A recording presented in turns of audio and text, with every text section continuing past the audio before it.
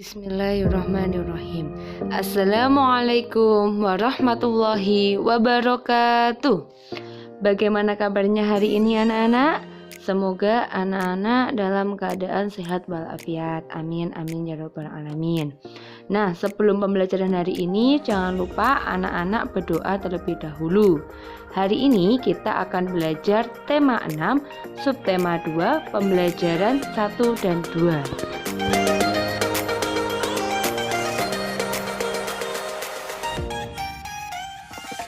Anak-anak, setiap orang pasti memiliki cita-cita untuk menjadi apa kelak di kemudian hari. Apapun cita-cita anak-anak, pasti kalian berharap menjadi orang yang hebat dan bermanfaat bagi lingkungan. Nah, tidak ada cita-cita yang tidak baik. Semua cita-cita pasti untuk kemajuan dan bermanfaat bagi banyak orang. Nah, dari itu anak-anak perlu adanya kerja keras dan semangat juang yang tinggi untuk menggapai cita-cita. Mulai sekarang, ayo kita mulai rajin belajar agar lebih mudah dalam mewujudkan cita-cita anak-anak. Nah, anak-anak juga bisa menyampaikan apa cita-cita kalian kepada orang tua atau teman.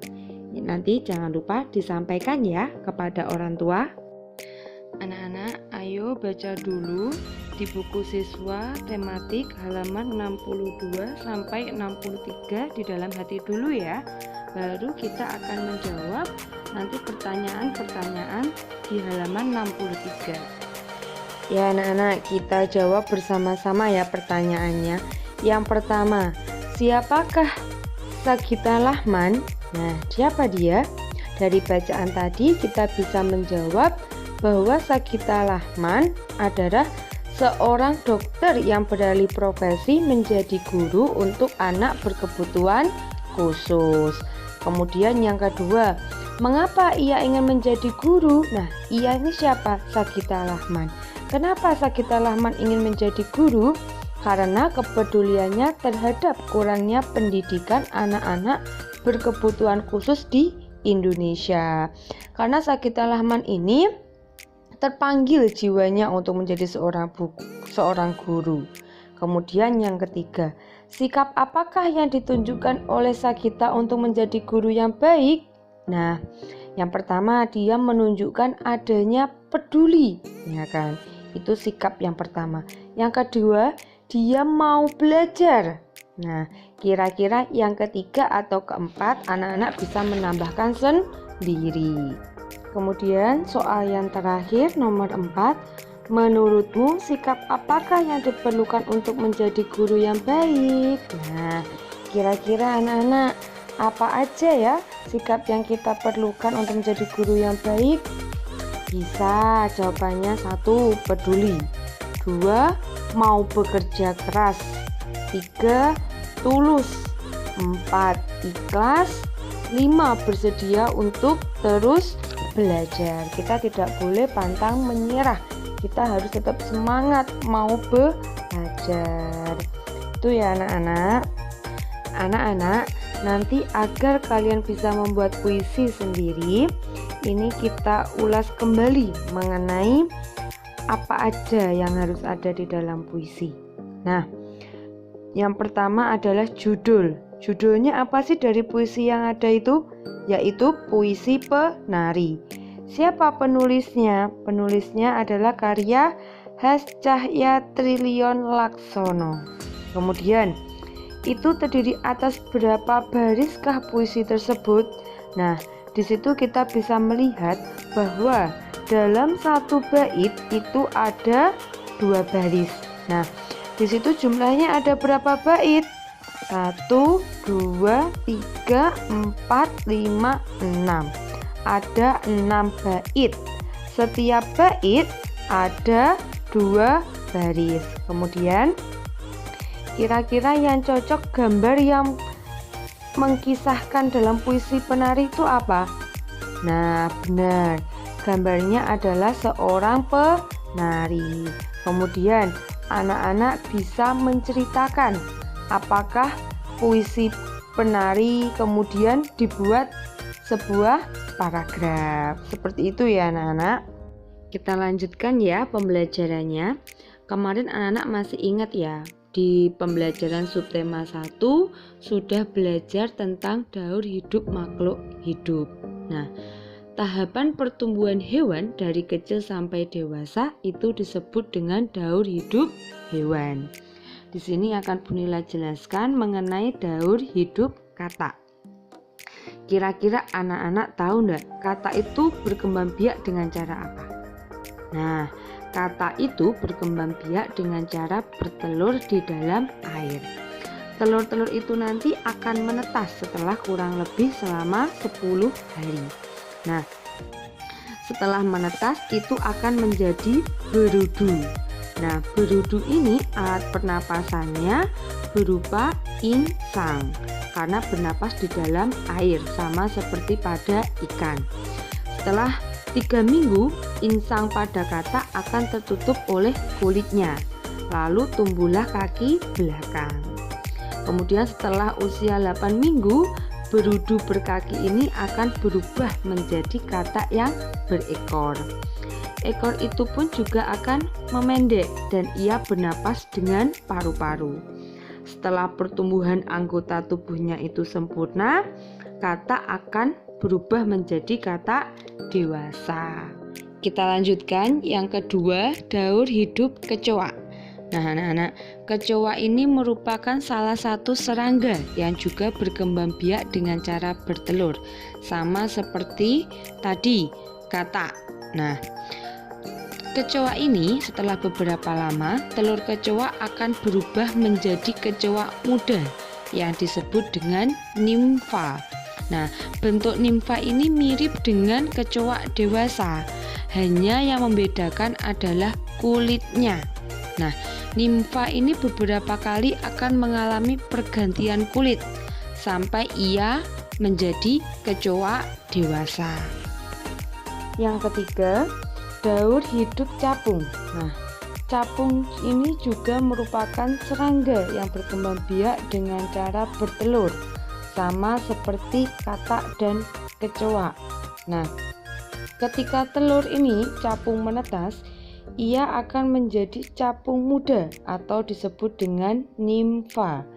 Setelah kurang lebih mengalami pergantian kulit sebanyak 10 kali, capung akan berubah menjadi capung dewasa. Nah anak-anak, yang terakhir, keempat, daur hidup nyamuk. Kira-kira nyamuk ini berkembang biak dengan apa anak-anak? Sama seperti kecoa, capung sama katak apa tidak? Ya benar, sama. Jadi cara berkembang biaknya dengan cara bertelur. Bertelurnya tapi di permukaan air. Jadi ketika telur menetas, ia akan berubah menjadi jentik-jentik nyamuk atau disebut dengan tempayak. Nah, tempayak ini akan hidup dan mendapatkan makanannya dari air yang ia tinggali. Nah, setelah cukup umur, jentik-jentik ini akan berubah menjadi pupa. Nah, setelah beberapa waktu, pupa akan berubah menjadi nyamuk muda hingga nyamuk dewasa. Nah, nyamuk muda dan dewasa ini sudah tidak hidup di air. Ia akan kembali ke air ketika bertelur. Anak-anak, agar lebih memahami lagi mengenai daur hidup hewan, kalian bisa mengerjakan Ayo Berlatih di halaman 69. Nah, ini tugasnya individu. Nah, kalian mengerjakan daur hidup hewan itu ada 2.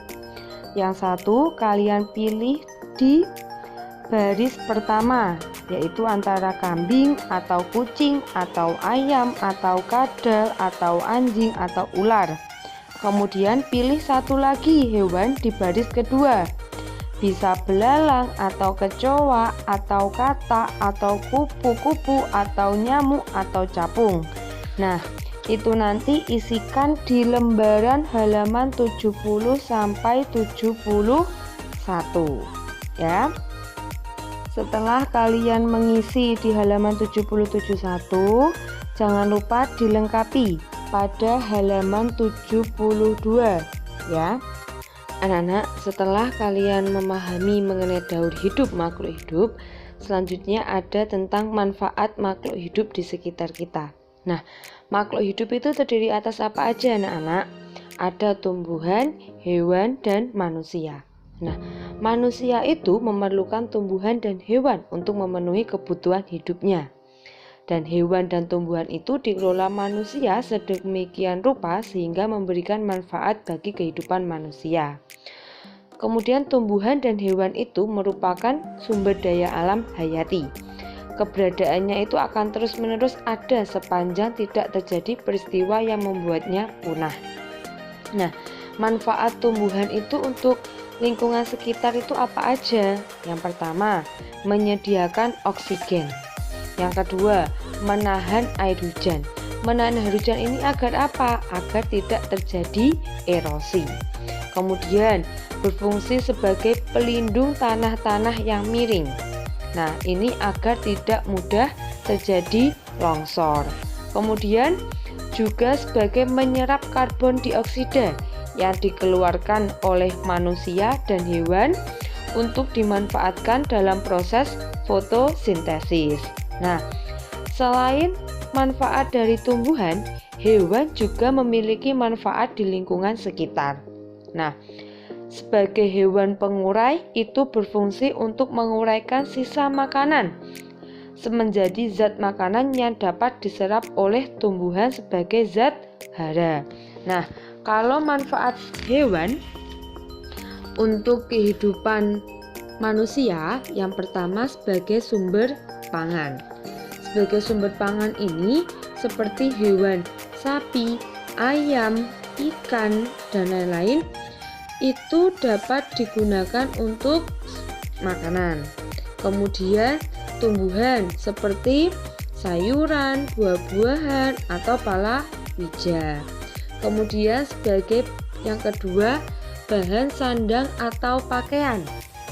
Nah, ini bisa diambil dari serat tumbuhan dan hewan. Contohnya seperti kapas. Nah, itu juga dapat dimanfaatkan. Kemudian seratnya dari ulas sutra dan domba. Nah, kemudian yang ketiga, peralatan rumah tangga. Banyak perabotan rumah tangga itu terbuat dari kayu. Nah, kayu ini kan berasal dari tumbuhan. Kemudian yang keempat, produk kesehatan. Produk kesehatan ini tumbuhan dan hewan digunakan sebagai bahan obat-obatan. Berbagai tanaman obat seperti kunyit, jahe, temulawak, dan kumis kucing itu dimanfaatkan sebagai obat. Dari beberapa jenis hewan juga dimanfaatkan untuk obat-obatan seperti cacing, kadal, kelelawar. Anak-anak, ada tidak yang menyukai seni tari? Nah, ada banyak penari daerah yang telah berjasa bagi perkembangan seni di Indonesia dan memperkenalkan budaya Indonesia ke mancanegara. Kemudian, negara Indonesia itu sangat kaya dengan keragaman seni budaya. Tentu memiliki seni tari yang banyak jumlahnya. Akan tetapi anak-anak, jumlah itu akan terus berkurang apabila generasi muda tidak mengenalnya. Oleh karena itu, ayo kita mengetahui tari-tari daerah Indonesia. Yang pertama, itu ada tari pendet dari Bali. Di sampingnya ada properti membawa piring. Itu disebut dengan tari piring dari Sumber atau Sumatera Barat. Yang bawah menggunakan selendang merah. Itu adalah tari remo dari Jawa Timur.